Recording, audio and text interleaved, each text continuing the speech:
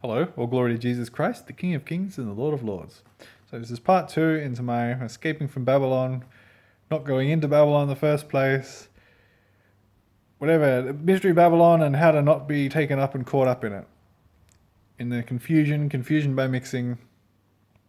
So, Gematria, numerology. Not going to say that much on this, but so what is Gematria, just in case you don't know? Gematria is an alphanumeric code of assigning a numerical value to a name, word, or phrase based on its letters. A single word can yield multiple values depending on the cipher used. Gematria originated as an Assyrio-Babylonian Greek system of alphanumeric code. Interesting, those places.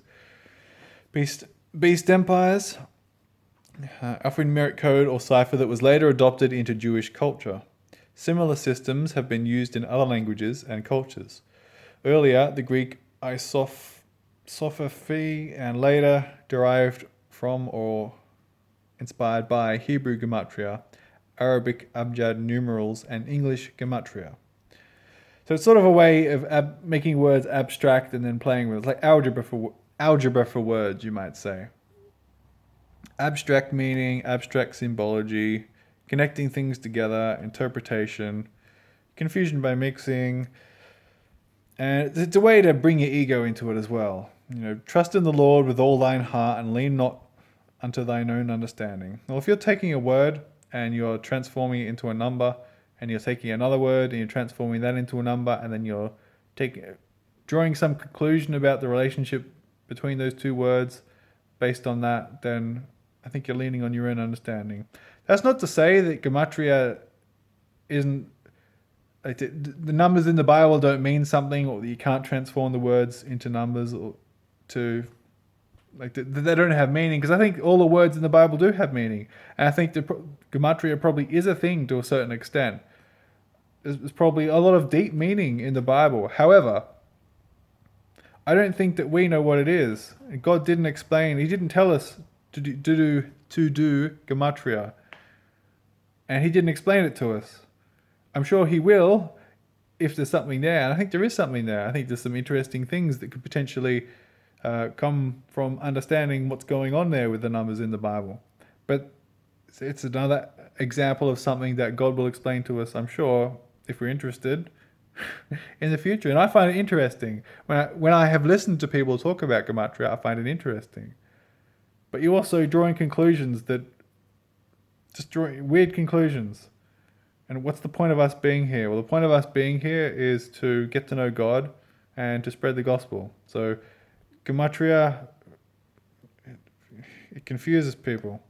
The secret things belong unto the Lord our God, but those things which are revealed belong unto us and to our children forever, that we may do all the words of this law. There are secret things.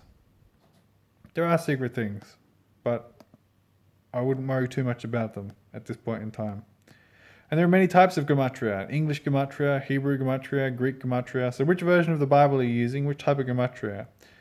And there's different types of gematria. Simple gematria, and I don't know all the different types, but there's different ways of coming up with the numbers. So which one do you use? How do you determine whether or not the conclusion you have drawn is the whether or not the conclusion you have drawn is the correct conclusion? And by what basis do you determine what the truth is with regard to the numbers you've used? Yeah, let God explain after the rapture. So, keeping the feasts. Should we be keeping the feasts? What's going on with the feasts? Well, we are no longer on God's calendar. We're on the Gregorian calendar, so that's a problem.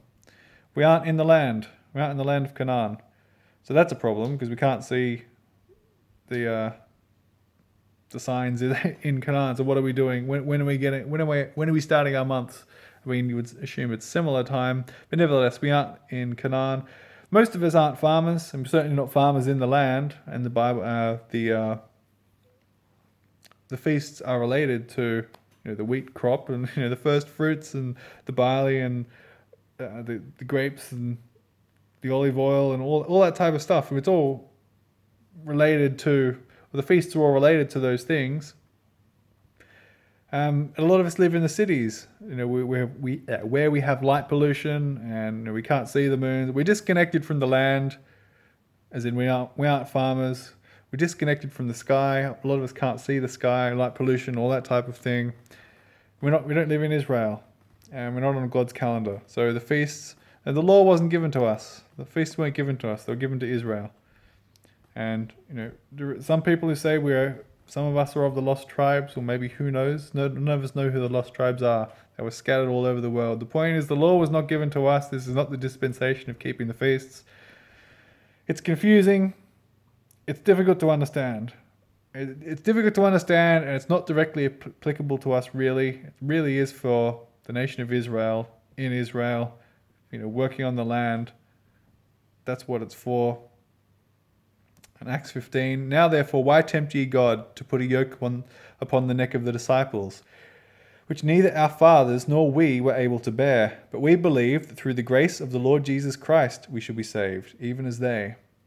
Through the grace of the Lord Jesus Christ. So yeah, the feast, the law was a yoke that the fathers weren't able to bear. The Jews couldn't do it. So why would God give it to us to do? All we have to do is believe in our Lord Jesus Christ. Let no man therefore judge you in meat or in drink or in respect to unholy day or of the new moon or of the Sabbath days, which are a shadow of things to come, but the body is of Christ. One man esteemeth one day above another, another esteemeth every day alike. Let every man be fully persuaded in his own mind. He that regardeth the day, regardeth it unto the Lord. He that regardeth not the day, to the Lord he doth not regard it. He that eateth, eateth to the Lord, for he giveth God thanks. And he that eateth not, to the Lord he eateth not, and he giveth God thanks. We aren't under the law. For sin shall not have dominion over you, for you are not under the law, but under grace. But now we are delivered from the law, that being dead wherein we were held, that we should serve in the newness of spirit, and not in the oldness of the letter. For I, through the law, am dead to the law, that I might live unto God. O foolish Galatians, who hath bewitched you, that ye should not obey the truth, before whose eyes Jesus Christ has been evidently set forth, crucified among you?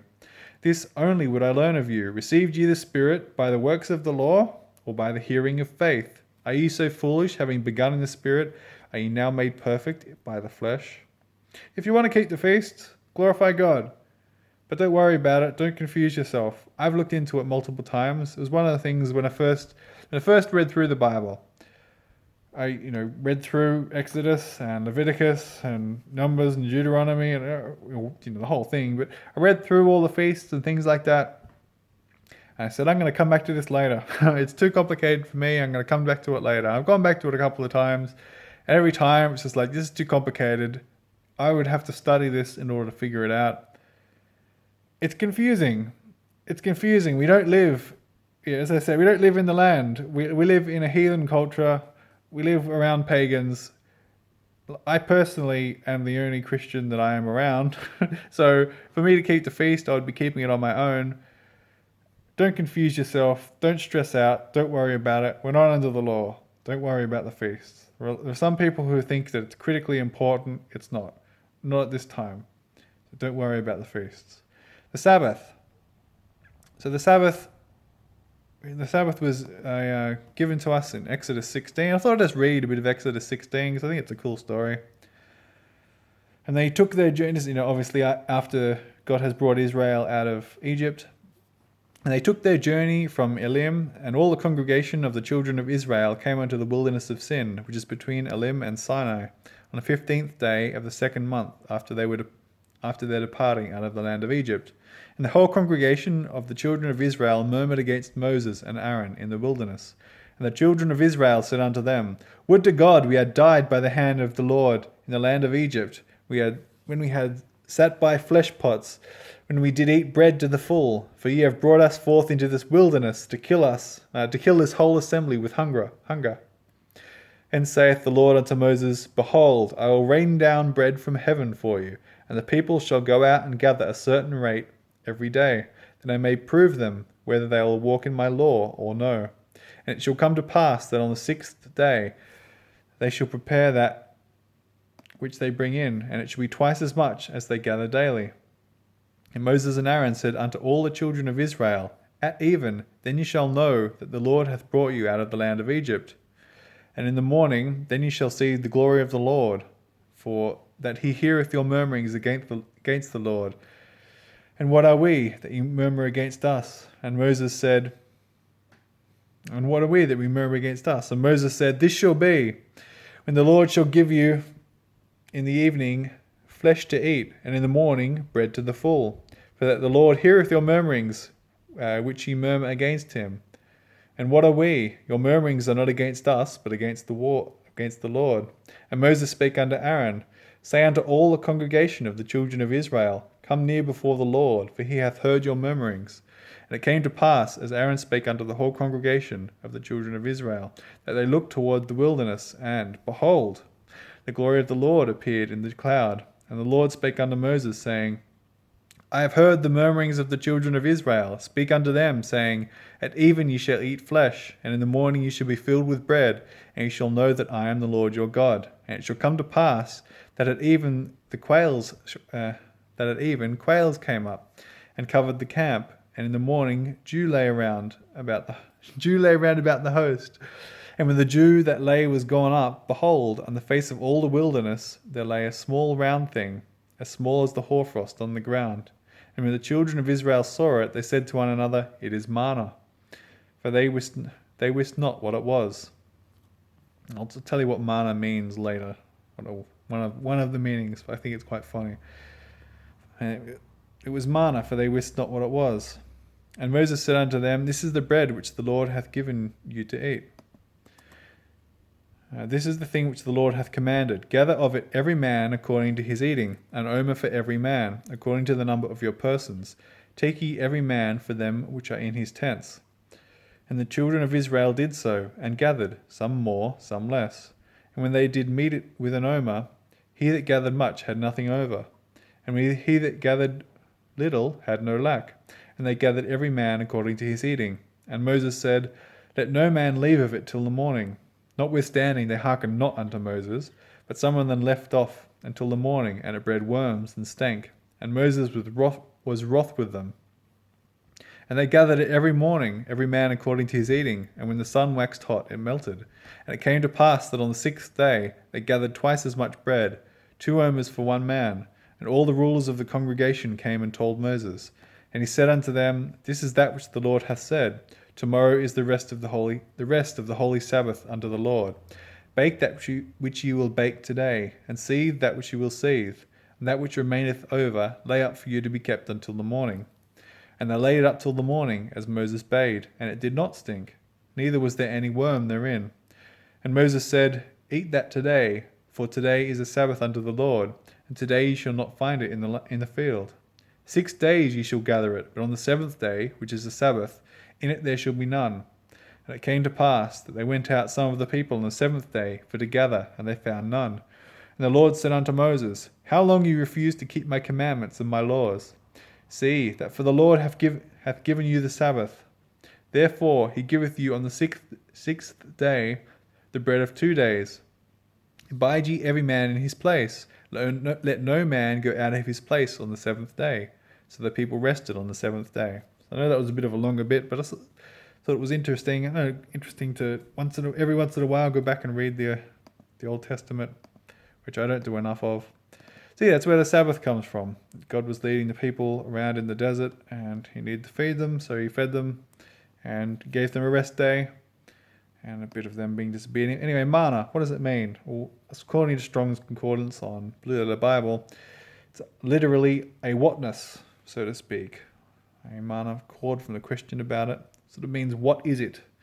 Manna means, what is it? So there was this thing that the Lord gave them, this bread on the ground, and the people called it, what is it? Or a whatness. They didn't know what it was. What was it though? In Psalm 78, And it rained down manna upon them to eat, and had given them the corn of heaven.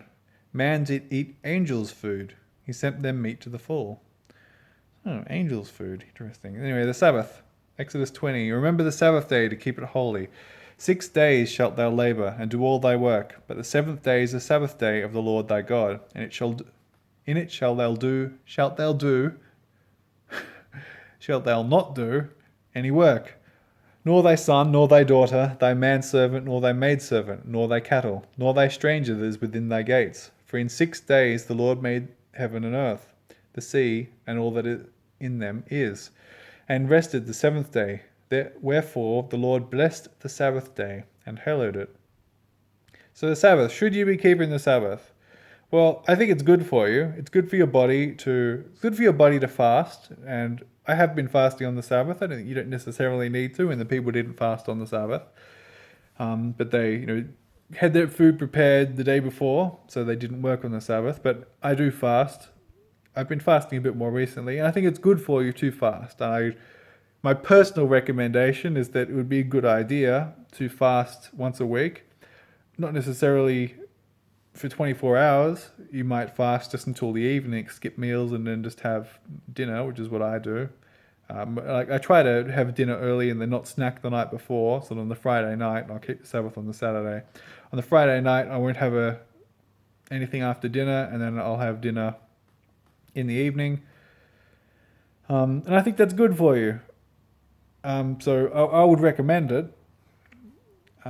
It's good for the mind also to rest. So I try to have some time off from internet, and I do sometimes read the Bible, or often I read the Bible. I find it hard to relax, but I'll try to take time off doing anything else. Actually, recently I haven't been doing any interneting. I haven't been doing anything other than reading the Word and being with God. And I've been really enjoying it.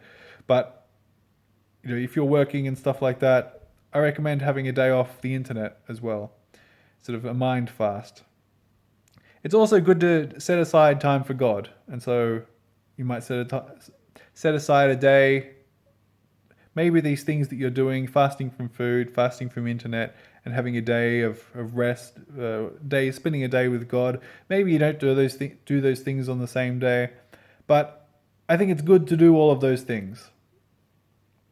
And I think it's a good idea. I don't think it's a salvational issue. I don't think you're not going to be saved by not keeping it, and I'll get to that. But just to be clear as we go on. But Jesus said, if you love me, keep my commandments. If you love me, keep my commandments. And in Matthew 22, Master, which is the great commandment in the law? Jesus said unto him, Thou shalt love the Lord thy God with all thy heart, with all thy soul, and with all thy mind.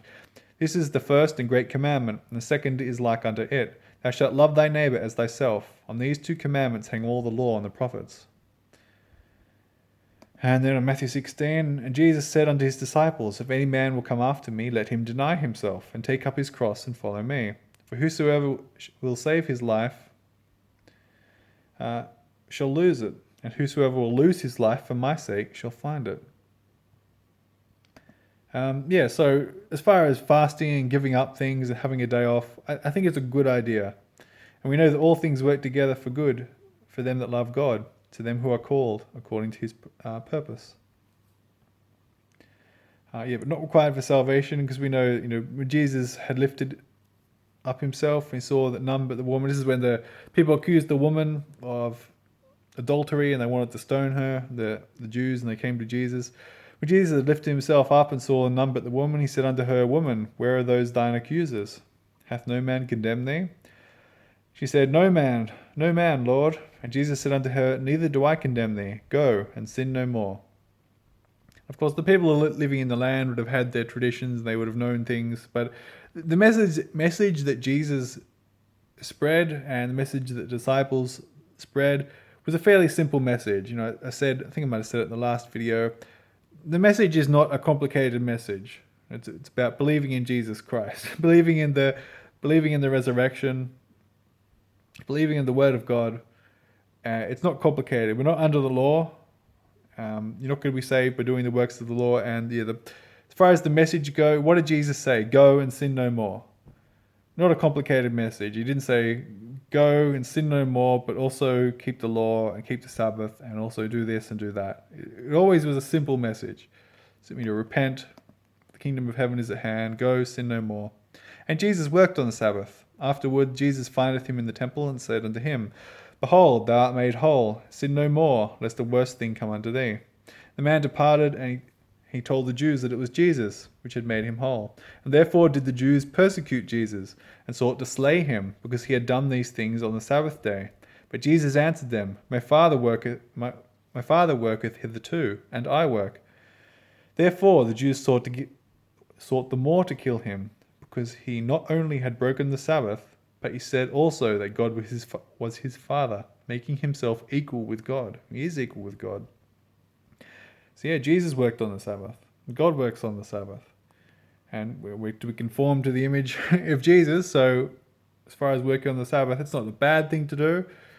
I recommend personally taking some time off and making some room in your life for going without. Because it's good for your body to rest. It's good for your mind to rest. It's good to spend time with God. But Jesus himself worked on the Sabbath, and for that the Jews wanted to kill him. And Jesus is Lord of the Sabbath. And he said unto them, The Sabbath was made for man, and not man for the Sabbath. Therefore the Son of Man is Lord also of the Sabbath. So, and there are some people who say that the Sabbath is the mark of the beast. And like if you keep the Sabbath on the Sunday, because that's the Catholic Church's day, and so therefore, you've got to keep the Sabbath on the Saturday, and it's the mark of the beast. That's a bit ridiculous. Revelation 13. And he causeth all, both small and great, rich and poor, free and bond, to receive a mark in their right hand or in their foreheads, that no man might buy or sell, save he that had the mark, or the name of the beast, or the number of his name.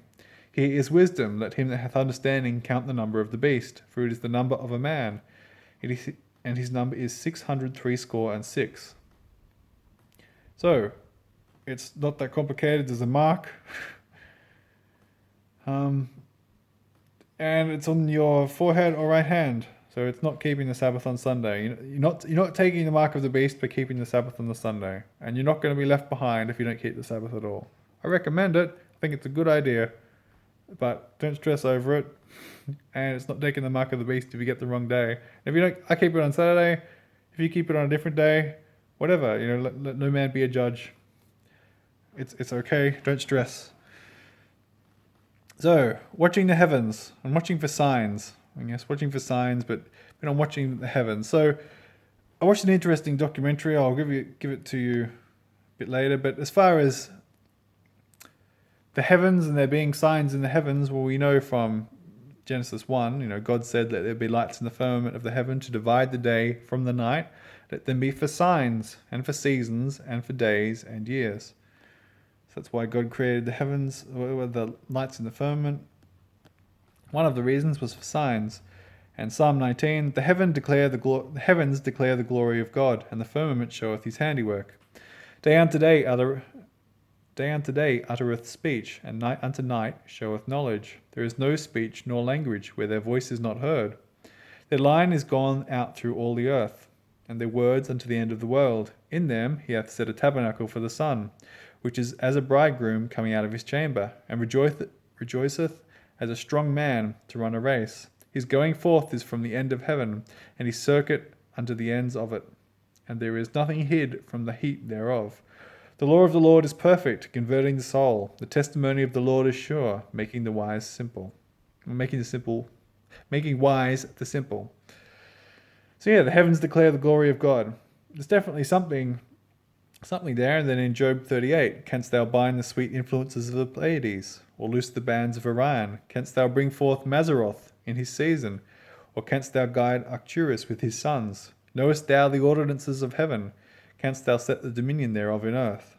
So there's something going on. There's something going on with the story, you might say, the Mazzaroth, the sky, the stars. And there's a very interesting video which I recommend you watching. I found it very interesting, called Mazzaroth, the Story of Yeshua. And one of the reasons I'm doing this video actually comes from that, because the person in that video made some of the mistakes that I'm talking about in this series. But nevertheless, very, very interesting video. I highly recommend it. And he talks about how basically they've got the constellations, and he talks about the difference between astronomy and astrology. And there is a difference between those two things. And he talks about it in the video. But basically, he goes into how the story of Jesus was written in the stars, and in the beginning of the gospel, the three wise men come and they follow the star, and the sign in heaven. He talks about that. He explains that. It's pretty cool. I highly recommend watching that video. It's worth it. But be careful with. I see a lot of people watching the sky and trying to get signs, and there's some problems with that. The main problem being that we're not saved by, like, we're not told to. I'm a bit out of order with my notes in this, but this is the one bit I prepared least well, you might say. So Matthew 16. A wicked and adulterous generation seeketh after a sign, and there shall be no sign given unto it, but the sign of the prophet Jonas. And he left them and departed. So what is the sign of the prophet Jonas? 3 days in the belly of the whale, dead 3 days. And then he got spewed out on the beach, so he was resurrected. Jonah. Well, that's what Jesus did. The sign of Jesus, that was the sign that is given to us. Do we believe it? Do we believe it? But as far as signs in the heavens, so I see a lot of people, not a lot of people, I see some people doing that, and they're looking at like the blood moons. We had blood moons a few years ago, and people looking at the stars, predicting rapture dates, which then don't come to pass. For example, the person who made that video, the Mazzaroth, the story of Yeshua. There's other videos on his channel which are also quite interesting, but one of the videos his conclusion was that Jesus was coming back in 2018, which obviously didn't happen. So it's not the way to the truth, basically. Some very interesting things. I highly recommend the video, but it's very easy to get confused in that stuff. There's so much disinformation about what's going on in the sky, and a lot of light pollution. It's not easy to look at the sky, so therefore we have to take our information from things like Stellarium, but that piece of software, which is interesting piece of software, but is it accurate? I don't know. A lot of information from the sky comes, about the stars and things come from NASA, which I don't trust at all. Bunch of liars, bunch of occultist liars. So be careful with that. We're told not to. In Leviticus 19, you should not eat. This is in the Old Testament, but you should not eat anything with the blood. Neither shall you use enchantment nor observe times. Deuteronomy 18, when thou wilt come into the land which the Lord thy God giveth thee, thou shalt not learn to do after the abomination of those nations. Should not be found among you anyone that maketh his son and daughter to pass through the fire, or that useth divination, or an observer of times, or an enchanter, or a witch, charmer, consulter with familiar spirits, or a wizard, or a necromancer. Yes, no divination, no contacting spirits for information, no observing times. As far as divination, what is divination?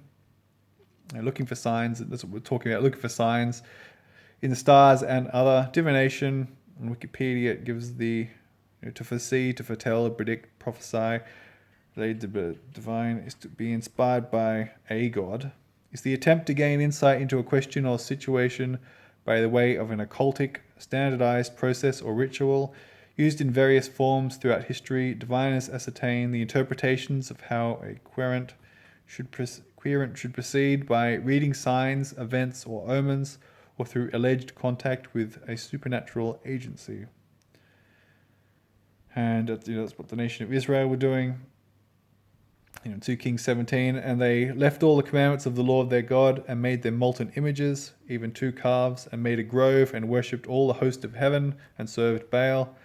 And they caused their sons and their daughters to pass through the fire, and used divination and enchantments, and sold themselves to do evil inside the Lord, to provoke him to anger. And Jeremiah 14, then the Lord said unto me, the prophets prophesy lies in my name. I sent them not, neither have I commanded them, neither spake unto them. They prophesy unto you a false vision, and a divination, and a thing of naught, and the deceit of their heart. 2 Kings 23, and he put down the idolatrous priests, whom the kings of Judah had ordained to burn incense in the high places, in the cities of Judah, and in the places round about Jerusalem. Also them that burned incense unto Baal, to the sun, to the moon, and to the planets, and to all the host of heaven. And Acts 16, and it came to pass, as we went to prayer, a certain damsel possessed with a spirit of divination met us, which brought her master's gain by soothsaying. And it was a spirit So yeah, and then John Gill's explanation of the Bible has a bit of information about divination as well. Cicero says there are two sorts of divination. One is of art, the other of nature. What nation or city is not moved by prediction, either by the entrails of beasts, or those that interpret strange things and lightnings, or of soothsayers, or of astrologers, or of lots, for these are mostly an art, or of dreams or prophecies, for these two are thought to be natural. Skipping ahead. So the comedian remarks that if a strange black dog comes into a house, or a snake falls from the tiles through the rain, or a hen crows, these are observed as ominous by the divine or soothsayer. So anyway, as far as looking at signs, a bunch of different signs there. Signs in the heavens. I would say that in the past, in the antediluvian times perhaps, and maybe earlier on in history, the story, I mean, it is, if you watch that video, it is undeniably something going on, but it's like with Gematria. There's things in the Bible with numbers as well. There's a lot of things going on. There's a lot of truth that God has placed out there, and He's spoken to different people in different ways across time. But be careful with that. There is astronomy, which is just studying the stars, like what's actually there, and then there's astronomy, which is anthropomorphizing them or viewing them as gods or making mystical interpretations or trying to contact them, but it all gets very confusing and it all gets mixed up, and so be careful with that. And remember, God's going to send a strong delusion to people who don't believe the truth, and the truth is Jesus Christ. And we're not going to get any signs except for Jesus Christ, and we don't know the signs and the seasons. And also remember, Daniel, some words are closed up and sealed to the end time. In Revelation 10, seven thunders uttered their voices and was about to write, but voice from heaven said, seal up those things. So there's things we don't know. There's a lot of confusion with signs and looking at the stars. And if we look in Revelation 12, in the beginning of Revelation 12, there is definitely seems to be signs talked about, signs in the heavens then. One wonders if that's for us. I don't think so. I think it's probably for Israel. Anyway, as far as looking at signs, especially looking at the stars, where we don't live in Israel, you would think that the signs in the heavens would be for Israel. Maybe I'm wrong, but be careful with that stuff. Trust in Jesus, the sign that He gave us, which after 3 days He was resurrected. That's what we need. So that's the end of part 2. I'll get into some more stuff as we go along. Hope this has been interesting. May Jesus bless you and keep you. Amen.